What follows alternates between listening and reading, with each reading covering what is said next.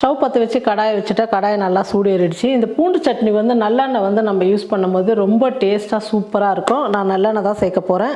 ஒரு 4 ஸ்பூன் நல்லெண்ணெய் சேர்த்துக்கலாம். சின்ன வெங்காயம் வந்து சின்ன சின்னதாக இருக்கிறதுனால ஒரு 10-12 இருக்குது நான் உரித்து எடுத்துக்கிட்டேன். இந்த வெங்காயத்தை சேர்த்துக்கிறேன். பூண்டு வந்து 100 கிராம் எடுத்துருக்கிறேன். நான் உரித்து எடை போட்டது தான் 100 கிராம். இந்த பூண்டு வந்து தோல் இல்லாமல் சுத்தமாக நான் உரித்து எடுத்துக்கிட்டேன். இந்த பூண்டு சேர்த்துக்கலாம். பூண்டு ஒரு நிமிஷம் நல்லா வதங்கட்டும். பூண்டு இந்த அளவுக்கு ஓரளவுக்கு நல்லா வதங்கின உடனே நம்ம வரமிளகா சேர்த்துக்கலாம். நான் ஒரு 15 வரமிளகா எடுத்துருக்கிறேன். புளி வந்து சின்னதாக ஒரு எலுமிச்சம்பழம் அளவு எடுத்துக்கிட்டேன். இந்த புளியை வந்து சின்ன சின்னதாக பிச்சு போட்டு வச்சுருக்கிறேன். அதையும் சேர்த்து நம்ம இந்த எண்ணெயில் வதக்கிக்கலாம். இந்த பூண்டு சட்னிக்கு வந்து காரம் புளிப்பெல்லாம் கரெக்டாக இருந்தால் தான் சாப்பிட்றதுக்கு நல்லாயிருக்கும். இல்லைனா பூண்டு வந்து கொஞ்சம் கரகரப்பாக இருக்கும் இல்லையா, அதனால் வந்து நம்மளால் அவ்வளோ வந்து நிறையா சாப்பிட முடியாது. அதனால் காரமும் புளிப்பு வந்து கொஞ்சம் அதிகமாகவே நம்ம சேர்த்துக்கிட்டால் நல்லாயிருக்கும் இந்த சட்னி சாப்பிட்றதுக்கு. நம்ம வாரத்தில் ஒரு முறையாவது இந்த மாதிரி பூண்டு சட்னி சாப்பிடும் போது வாயு தொல்லைலாம் சொல்லுவாங்க இல்லையா, அதெல்லாம் இருக்காது. உடம்பு வந்து நல்லா ஃப்ரீயாக இருக்கும். பூண்டு வந்து எந்த அளவுக்கு முடியுமோ அந்த அளவுக்கு உணவில் வந்து அதிகமாக சேர்த்துங்க. சட்னியாக சேர்த்துக்கலாம். குழம்புல வந்து பூண்டு அதிகமாக உரித்து போட்டு செய்யலாம். பூண்டு குழம்பு செய்யலாம். இந்த மாதிரி பூண்டு எவ்வளோ முடியுமோ அவ்வளோ தினமும் வந்து நம்ம சாப்பாட்டில் வந்து நம்ம செஞ்சுட்டா ரொம்ப நல்லது உடம்புக்கு. பாருங்கள், பூண்டு வரமிளகா புளி எல்லாமே நல்லா வதங்கி வந்துடுச்சு. இப்போ நம்ம ஸ்டவ் ஆஃப் பண்ணிடலாம். நல்லா சூடு ஆறட்டும்னு சொல்லிட்டு மிக்சியில் போட்டு நைஸாக அரைச்சி எடுத்துக்கலாம். நம்ம வறுத்து வச்ச பூண்டு வரமிளகாலாம் சூடு நல்லா ஆறிடுச்சு. இப்போ மிக்சி ஜாரில் சேர்த்துக்கலாம்.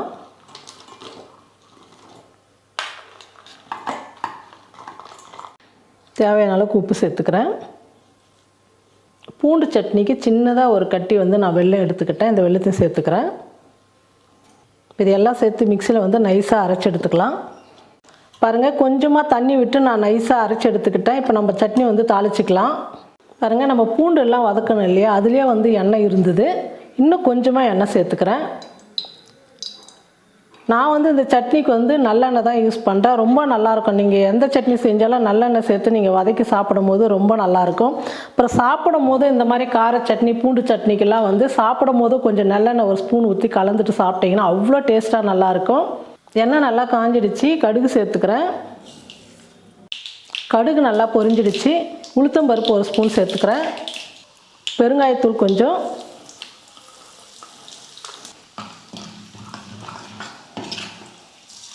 கருவேப்பிலை கொஞ்சம்.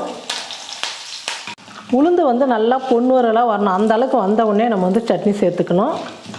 பாருங்கள், பருப்பு வந்து நல்லா வறுந்து வந்துடுச்சு.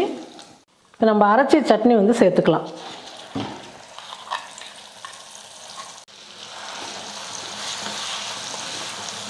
சட்னி சேர்த்ததுக்கப்புறம் ஒரு நிமிஷம் நம்ம எண்ணெயில் வந்து நல்லா கொதிக்க வச்சுக்கலாம். எண்ணெயில் வந்து நல்லா வதக்கி இந்த பச்சையோட வாசனைலாம் போகிற அளவுக்கு நம்ம எந்த அளவுக்கு நம்ம வதக்குறோமோ அந்த அளவுக்கு ஒரு 10 நாள் ஆனால் கூட இந்த சட்னி வந்து கெட்டு போகாது. அவ்வளோ டேஸ்ட்டாக நல்லாயிருக்கும். பாருங்கள், நல்லா வதங்கி நல்லா கலர் எந்த அளவுக்கு வந்திருக்கு. எண்ணெயை வந்து சைட்லலாம் பார்த்தீங்கன்னா எப்படி பிரிஞ்சு வருது பாருங்கள். இந்த அளவுக்கு எண்ணெய் பிரிஞ்சு வரும்போது நம்ம ஸ்டவ் ஆஃப் பண்ணிடலாம். சட்னி வந்து ரெடி ஆகிடுச்சு.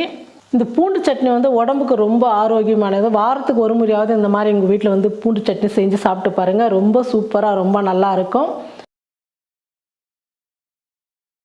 ஒரு ஸ்டவ் பற்ற வச்சு கடாயை வச்சுட்டா கடாயை நல்லா சூடு ஏறிடுச்சு. ஒரு ஸ்பூன் எண்ணெய் சேர்த்துக்கிறேன். எண்ணெய் நல்லா சூடு ஏறிடுச்சு. ஒரு 2 டீஸ்பூன் வந்து நான் உளுந்து சேர்த்துக்கிறேன். உளுந்து வந்து நல்லா பொன்வரலாக வறுத்துக்கலாம்.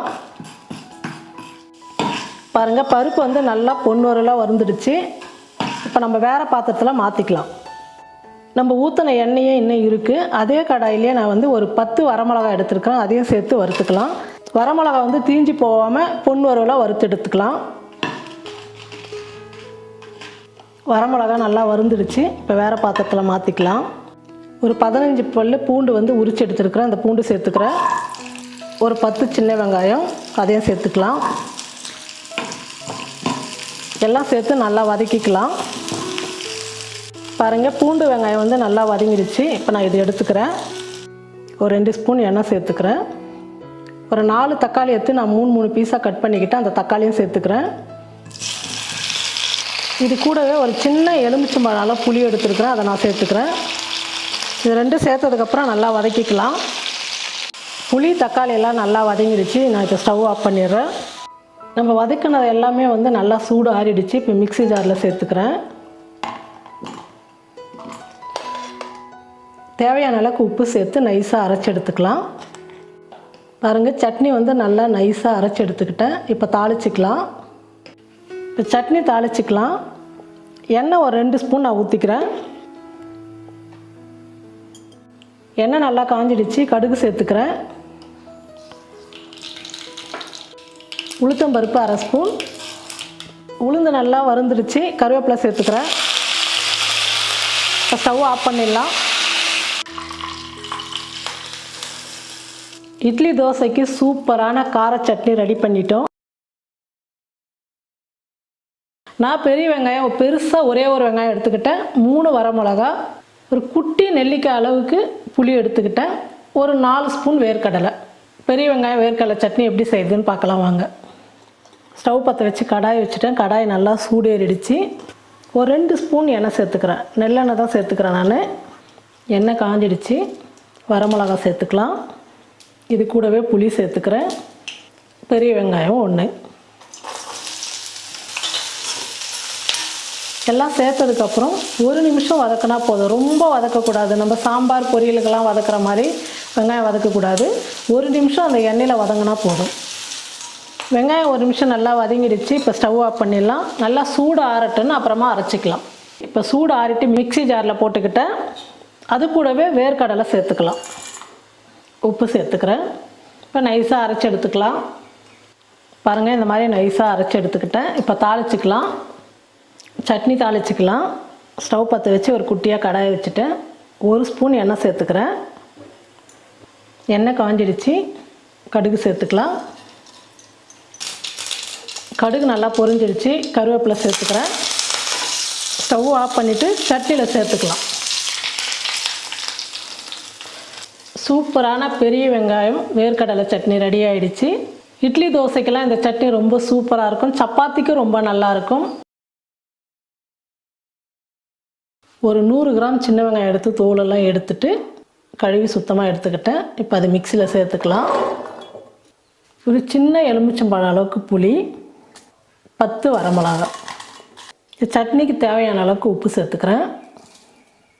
ரொம்ப நைஸாக அரைக்காமல் கொஞ்சம் கொரப்பாக அரைச்சி எடுத்துக்கலாம். பாருங்கள், இந்த மாதிரி கொரப்பாக அரைச்சிட்டு இப்போ தக்காளி கட் பண்ணி சேர்த்துக்கிறேன். ஒரு தக்காளி. நம்ம சின்ன வெங்காயம் சட்னி செய்கிறதுனால தக்காளி வந்து அதிகமாக சேர்க்காதீங்க. ஒரு தக்காளி போதும். பாருங்கள், இந்த மாதிரி கொஞ்சம் கொரப்பாக அரைச்சி எடுத்துக்கிட்டால் போதும். இப்போ நம்ம தாளிச்சிக்கலாம் சட்னியை. சட்னி தாளிக்கிறதுக்கு ஸ்டவ் பற்ற வச்சு ஒரு கடாயை வச்சுட்டேன். பாருங்கள், இந்த வெங்காய சட்னிக்கெல்லாம் நல்லெண்ணெயில் தாளிச்சிங்கன்னா ரொம்ப நல்லாயிருக்கும். நல்லெண்ணெய் சேர்த்துக்கிறேன். எண்ணெய் நல்லா காஞ்சிடுச்சு. கடுகு சேர்த்துக்கலாம். கடுகு நல்லா பொரிஞ்சிடுச்சு. இப்போ அரைச்சி வச்சு விழுது சேர்த்துக்கலாம்.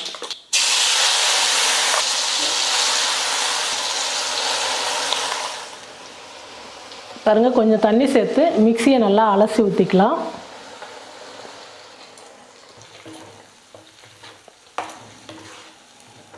நல்லா கலந்து விட்டுடுங்க. கலந்து விட்டுட்டு ஒரு 2-3 நிமிஷம் நல்லா கொதிக்க வச்சுக்கலாம். சின்ன வெங்காயம் மிளகாயெல்லாம் போட்டோம் இல்லையா, அந்த பச்சை வாசனை போகிற அளவுக்கு நல்லா கொதிக்கணும். கொதித்து நம்ம ஊற்றின நெல்லெண்ணெய் வந்து நல்லா மிதந்து வரும். அப்போ நம்ம ஸ்டவ் ஆஃப் பண்ணிடலாம். இட்லிக்கு வந்து இந்த சின்ன வெங்காயம் சட்னி அவ்வளோ நல்லாயிருக்கும். நல்லா கொதிக்கட்டும். பாருங்கள், சூப்பராக சின்ன வெங்காயம் சட்னி ரெடி ஆகிடுச்சு. இந்த சட்னி பார்த்தீங்கன்னா நீங்கள் ஹோட்டலெல்லாம் பெரிய பெரிய ஹோட்டலில் சாப்பிடும்போது 1 ஸ்பூன் வைப்பாங்க. ஆனால் அவங்க வந்து தாளித்து இந்த மாதிரி வந்து வதக்க மாட்டாங்க. பச்சையாகவே அரைச்சிட்டு வெங்காயம்லாம் அரைச்சிட்டு அது 1 ஸ்பூன் வைக்கிறதுனால நமக்கு வந்து சாப்பிட்றதுக்கு நல்லாயிருக்கும். ஒரு 4-5 இட்லி நமக்கு ஃபுல்லாகவே டிஃபனுக்கு வந்து இதுதான் சட்னின்னும் போது இந்த மாதிரி நம்ம வதக்கிட்டு சாப்பிடும்போது அந்த பச்சை வாசனை இல்லாமல் இருக்கும். சாப்பிட்றதுக்கு ரொம்ப நல்லாயிருக்கும். சின்ன வெங்காய சட்னி ரெடி ஆகிடுச்சு. இப்போ ஸ்டவ் ஆஃப் பண்ணிடலாம். நீங்களும் உங்கள் வீட்டில் இட்லி தோசைக்கு இந்த மாதிரி சின்ன வெங்காய சட்னி அரைச்சி பார்த்துட்டு எப்படி இருக்குன்னு சொல்லிட்டு மறக்காமல் கமெண்ட் பண்ணுங்கள், ஷேர் பண்ணுங்கள்.